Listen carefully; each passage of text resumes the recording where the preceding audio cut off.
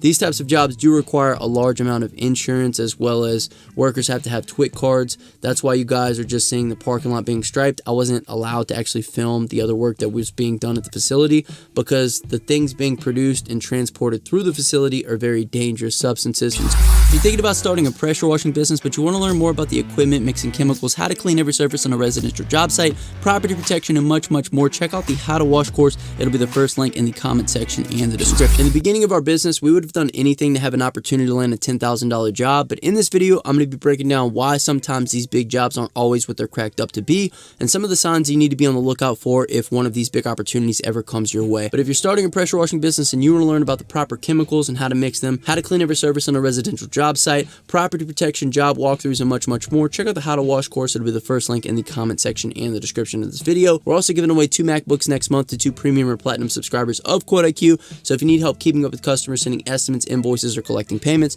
check out QuoteIQ linked in the comment section and the description of this video. So this lead came through on a Facebook ad originally inquiring about some pressure washing work as well as some parking lot striping. The message came through from a gentleman that worked for this company, and he said that he had a big project that he couldn't disclose much information on. He asked me a series of questions about how much insurance we currently had, if we were a legitimate business, and if we had references that we could send him. Now, I talked to you guys a lot about googly eyes on the channel when these big commercial jobs come in. It's really hard to not get your hopes up, especially when it's as secretive as this was. I had no idea what to expect, especially when this guy tells me that he can't disclose any information, but he has a huge project. In my mind, I'm like, we're gonna make a couple $100,000 on this one. So I immediately called Kale, and we got together all the business information that we needed and sent it over to his secretary and waited to get the address so that way we could actually go out and do a quote on the property.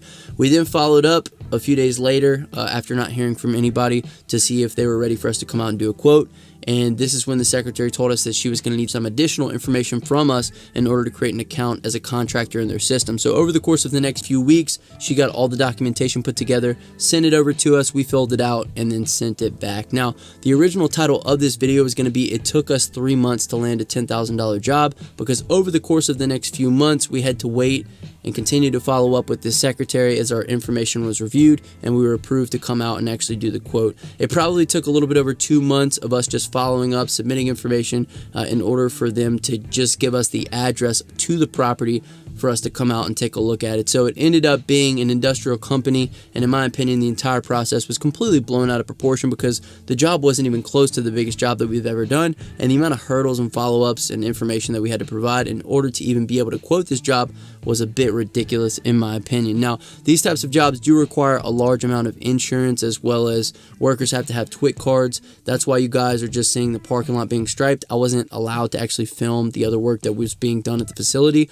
because the things being produced and transported through the facility are very dangerous substances, so a high level of security does make sense from that perspective. But everything that we went through in order to even do a quote should have been assigned to us that maybe this wasn't a job that we necessarily wanted to take. Now, once we got the bid in for the job, it was accepted, and then a whole host of other hurdles presented themselves. The estimate had to be approved, and then we had to start the scheduling process. Now, the parking lot cleaning and striping that you guys are watching was definitely the easiest part of this whole interaction. However, getting the parking lot completely clean took 3 separate trips because of the lack of communication between upper management of the company and the workers. Every time we went, vehicles were not moved properly, so we were washing around company trucks each visit, and every time that we went to clean the parking lot, we had to go at night because the parking lot was so full during the daytime.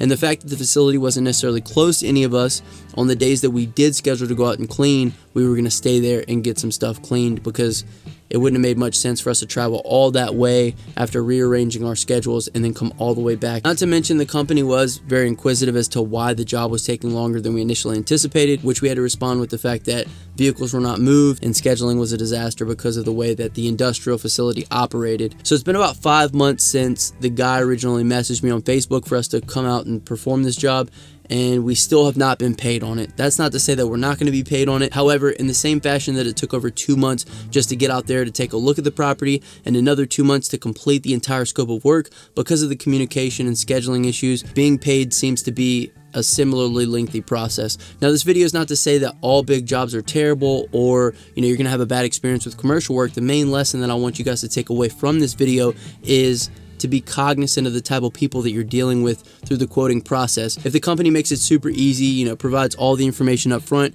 communicates well, gets back with you on a timely manner, that's probably a good company that you're going to want to end up doing business with. However, if the company gives you a bunch of hurdles that you need to jump through, asks you to provide a ton of different information, makes you follow up with them quite frequently in order to get answers to questions that are pretty simple and pretty straightforward, this is probably a company that you don't want to be doing business with. It's easy to let the money get to you and say, we're just going to put up with this. However, I'll be honest with you guys, the amount of time and energy that we've had to put into this job, we probably could have made more money over the past 5 months had we not been going back and forth with this business. So just as you choose your friends carefully, also choose who you do business with carefully, because at the end of the day, choosing the wrong business is like choosing the wrong partner. It can be a drain on your time, money, and energy. So the word of the day on this video is going to be drain. If you made it this far in the video, comment down below drain and I'll hashtag you're a real one. My name is Justin, this is Forever Self-Employed, and until next time, hustle hard and get that money, baby. Peace.